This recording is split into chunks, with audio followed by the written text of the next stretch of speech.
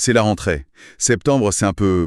c'est la deuxième nouvelle année pour beaucoup de monde, quoi. C'est clair. On rentre de vacances, on a rechargé les batteries. Exactement. Et on se dit, OK, allez, cette fois je m'y remets. Et pour pas mal de gens, ça veut dire la salle. Avec un objectif simple, prendre du muscle. Et là, c'est la question à 1 million. C'est quoi le meilleur programme pour y arriver? Justement, on va plonger là-dedans aujourd'hui. On a un article assez percutant, je trouve, de Thierry Ossénac. Ah oui? Et il met le doigt sur une vraie tension. D'un côté, on a les salles de sport modernes, tu sais, ultra propres, pleines de machines dernier cri. La promesse de la sécurité absolue. C'est ça. Et de l'autre, ce qu'il appelle un retour aux fondamentaux. Donc on va creuser ce débat. Les machines contre la bonne vieille fonte. Oui, notre mission aujourd'hui, ça va être de décortiquer un peu cette opposition. On va s'appuyer sur la vision d'Ossénac, qui est assez tranchée, on va le voir. Assez, oui. L'idée, c'est de comprendre pourquoi ces exercices de base, avec les barres et les haltères, pourraient être la clé d'une progression. Mais aussi de se demander si les machines, si elles méritent vraiment d'être jetées aux oubliettes. Parfait, alors commençons par le décor, le tableau qu'il nous peint. Il utilise un mot qui m'a frappé. Les salles modernes sont aseptissées. C'est une image forte, oui. On a l'impression d'entrer dans un laboratoire, pas un lieu d'effort. L'idée derrière, c'est de ne surtout pas faire peur. C'est ça. On veut attirer une clientèle très large, souvent débutante, et on lui vend quoi? Une pratique sans risque. Et pour lui, c'est une stratégie purement commerciale. Exactement. C'est pas une évolution pédagogique, c'est un business. Les salles doivent rassurer pour vendre des abonnements. C'est aussi simple que ça. Mais il y a un revers à la médaille. Et c'est là que sa critique devient... virulente. Il parle d'une perte progressive de la pédagogie fondamentale de l'apprentissage en musculation. En gros, si je traduis, à trop vouloir guider les gens, on ne leur apprend plus rien. C'est exactement son propos. Attends, mais quand il dit ça, est-ce qu'il va pas un peu loin? Je veux dire, pour quelqu'un qui n'a jamais touché une barre de sa vie, qui a peur de se faire mal au dos, une machine guidée, c'est quand même super rassurant. C'est peut-être la seule porte d'entrée possible, non? C'est un vrai débat, et tu as raison de le soulever. Ossénac, il faut le dire, c'est un puriste. D'accord. Mais si on regarde d'autres sources, le tableau est plus nuancé. Il y a une méta-analyse, par exemple, qui a montré que pour l'hypertrophie pure, donc la prise de volume, Juste le volume, oui. chez les débutants, les machines peuvent être aussi efficaces, voire plus au tout début. Ah oui. Et pourquoi? La raison est simple. Elles permettent d'isoler un muscle, on peut le fatiguer en toute sécurité, sans que la personne ait à se soucier de son équilibre, de sa posture. La charge mentale est bien moindre en fait. D'accord, donc on a une première opposition claire, la vision pédagogique d'Ossénac qui dit qu'on perd des compétences, Oui, et la vision plus pragmatique de la science qui dit que pour le volume, au début, les machines font le job. c'est tout à fait ça. Et pour Ossénac, ces compétences qu'on perd, elles sont cruciales. Il en liste 3. D'abord, la connaissance de son propre schéma corporel. C'est-à-dire? Savoir où sont tes bras, tes jambes dans l'espace sans te regarder dans un miroir. Ensuite, l'éducation posturale, comment bien se placer. Et enfin, le travail sur les ressentis, sentir le muscle qui travaille, quoi. Tout ça, c'est un peu gommé par les machines. C'est ça. Et là, il ne mâche pas ses mots. Il a une phrase c'est presque une déclaration de guerre. Ah, je vois de laquelle tu parles. Il dit que faire croire qu'on peut se bâtir un corps d'athlète en restant assis sur des machines confortables, ça relève de la pure utopie. Et il va même plus loin. Il utilise le mot escroquerie. Et il conclut « On ne construit pas un corps sculptural exclusivement avec des machines. » Ça, c'est envoyé. C'est radical, c'est vrai. Mais ça pose une bonne question. Quel est le but final? Si le but, c'est juste de faire grossir un biceps, une machine, c'est un outil. Mais si le but, c'est de construire un corps fort, coordonné, athlétique, là, son argument, c'est que les machines seules sont une impasse. Il parle d'assister de la fonte. J'aime bien l'expression. C'est parlant. D'accord. Donc il démolit ce modèle. Par quoi est-ce qu'il le remplace? On arrive au cœur de sa pensée, là. On y arrive. Son concept clé, ce sont les mouvements globaux ou pluriarticulaires. Le squat, le soulevé de terre. Voilà, le développé couché, tous ces exercices qui engagent plusieurs articulations, des chaînes musculaires entières, et la compétence reine que ça développe, c'est la proprioception. La proprioception, le fameux 6e sens du corps. Pour ceux qui ne sont pas familiers, l'article le définit plutôt bien. Oui, c'est la perception de soi-même, la conscience de son équilibre, de la position de ses membres, de leur tension pendant un effort. Le tout sans avoir besoin de se regarder. C'est le GPS interne du corps, en fait. C'est une super image. Et son analogie pour illustrer ça, je la trouve vraiment parlante. Il prend l'exemple d'un sprinter. D'accord. Franchement, est-ce qu'on imagine Usain Bolt s'entraîner sur une machine qui simule un départ en starting block? Ben non, c'est absurde. C'est absurde. Pour être performant, il doit maîtriser son corps dans sa globalité. La coordination, la transmission de force. Il doit sentir le mouvement. C'est ça la proprioception en action. C'est vrai que cette image m'a fait tilt. C'est là que j'ai compris la différence entre faire bouger un poids et apprendre un mouvement.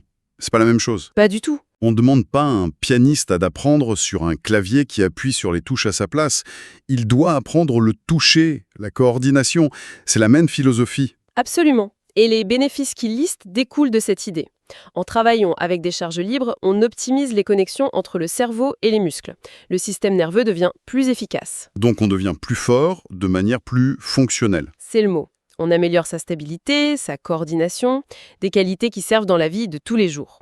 Et paradoxalement, en apprenant à maîtriser son corps, on réduit le risque de blessure à long terme. Plus qu'en restant sur des mouvements guidés qui ne préparent à rien d'imprévu. Exactement.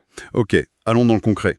L'article prend un cas d'école, un exercice qui est à la fois adulé et redouté, le squat. Le fameux. Et il commence par lister, avec pas mal d'humour, les excuses qu'on entend tous les jours pour y échapper. C'est savoureux. Ah oui. Il y a les classiques.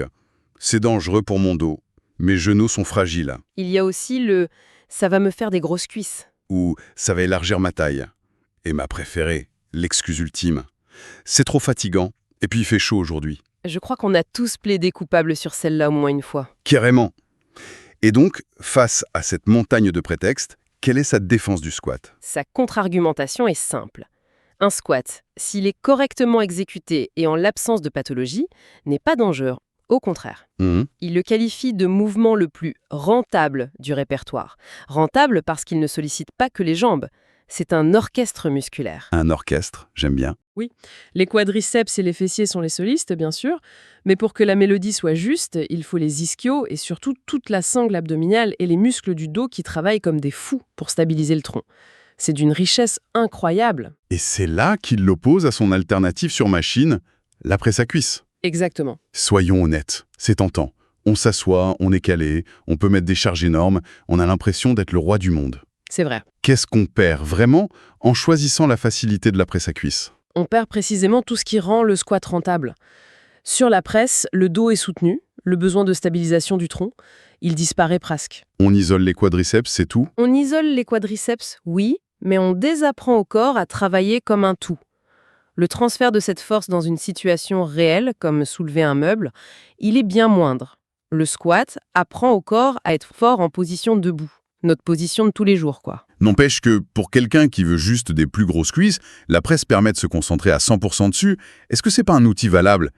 Au Sénat, on a l'impression que c'est soit l'un, soit l'autre. C'est là que son point de vue très puriste peut être complété. Ah ouais. Si on regarde du côté de coach de renommée mondiale, comme le regretté Charles Poliquin, lui, il était un fervent défenseur des mouvements de base, comme le squat, pour construire la force. D'accord. Mais il utilisait aussi énormément de machines pour des objectifs très spécifiques, d'hypertrophie ou pour travailler un muscle sous un angle particulier.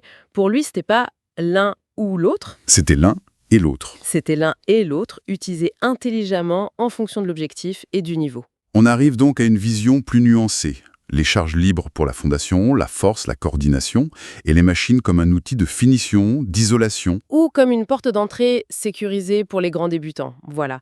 La critique d'Osnack, elle est surtout valable pour une approche exclusivement basée sur les machines. Pour lui, ça mène à une impasse. Et ça nous amène à sa conclusion.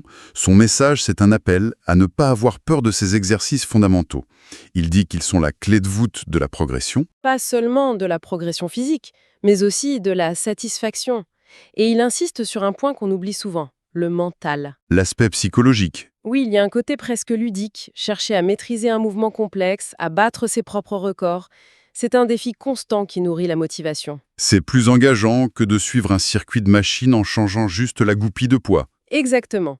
Et en face, il dépeint l'entraînement sur machine comme une route vers la monotonie, l'ennui et finalement la stagnation. Quand le défi intellectuel disparaît, l'envie peut s'éroder avec. C'est ça. Son appel final est d'ailleurs un clin d'œil assez direct et amusant. Je l'adore celui-là. Alors, à vos barres libres et haltères, et que la force soit qu'avec vous. C'est une façon de dire, Embrasser la difficulté, c'est là que se trouve la vraie récompense. C'est une belle conclusion. Donc si on fait le bilan de tout ça, on a plusieurs visions qui s'affrontent, mais qui, au final, se complètent peut-être. Oui, d'un côté, on a la vision puriste d'Osséna qui valorise la pédagogie, la maîtrise technique, la force fonctionnelle. C'est une philosophie de l'effort, de l'apprentissage. En face, la vision pragmatique de la science. Pour un objectif isolé, comme la masse chez un débutant, les machines sont un outil efficace et sécurisant. Et puis, on a la vision du praticien, du coach expérimenté. Pour lui, l'entraînement, c'est une boîte à outils. Il ne jette rien. Il sait juste quel outil utiliser, à quel moment et pour quel objectif. Il construit la maison avec les fondamentaux. C'est ça. Mais il n'hésite pas à utiliser des outils plus spécifiques pour les finitions. C'est exactement l'idée. Ce qui est fascinant, c'est que ce débat dépasse de loin les murs de la salle de sport, en fait. Ah oui, complètement. L'article met en lumière un vrai choix. D'un côté, la promesse d'un chemin balisé, sécurisé, où le risque d'erreur est minimisé, mais où l'apprentissage en profondeur est peut-être limité. C'est le modèle de la machine. Et de l'autre ? De l'autre, un chemin plus exigeant, où l'on doit affronter la complexité des fondamentaux dès le départ, avec un risque d'échec plus élevé au début, mais avec la promesse d'une maîtrise bien plus grande à la fin. C'est une excellente synthèse. Et ça pose une question finale pour la personne qui nous écoute. Dans l'apprentissage d'une compétence, n'importe laquelle, un instrument, une langue, un métier. Quelle voie choisir ? Voilà. Faut-il privilégier les machines à apprendre qui nous guident pas à pas, au risque de devenir dépendant de l'outil, ou est-ce qu'il faut se jeter dans le grand bain des principes fondamentaux, accepter de se tromper, de tâtonner, pour construire une compétence qui soit réellement la nôtre ? Solide et adaptable. Exactement. C'est une réflexion qui mérite d'être menée.